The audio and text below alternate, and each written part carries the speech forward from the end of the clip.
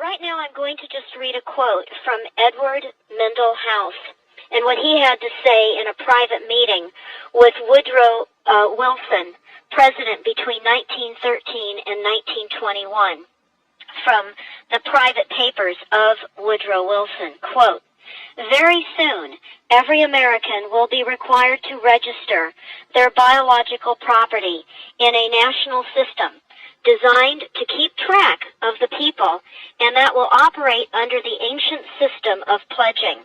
By such methodology, we can compel people to submit to our agenda, which will affect our security as chargeback for our fiat paper currency.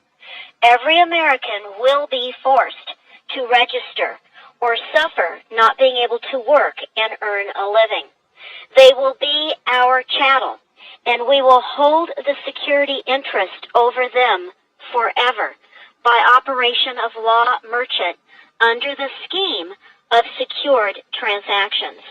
Americans, by unknowingly or unwittingly delivered the bills of lading to us, will be rendered bankrupt and insolvent, forever to remain economic slaves through taxation secured by their pledges.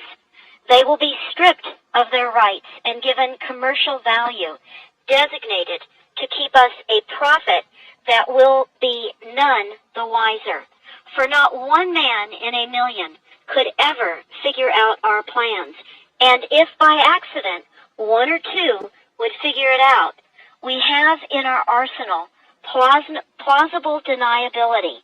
After all, this is the only logical way to fund government, by floating liens and debt to the registrants in the form of benefits and pledges. This will inevitably reap us huge profits beyond our wildest of expectations and leave every American a contributor to this fraud, which we will call social insurance. Without realizing it, every American will insure us for any loss we may incur, and in this manner, every American will unknowingly be our servant, however begrudgingly. The people will become helpless, without any hope for their redemption, and we will employ the high office of the President as our dummy corporation to foment this plot against America. Having established plausible deniability, even if people become enlightened that they had a remedy and pursued it, the attorneys, judges, and legislators could claim that they did not understand the people's claims, especially if the technical requirements for achieving it were not followed pursuant to statutory requirements.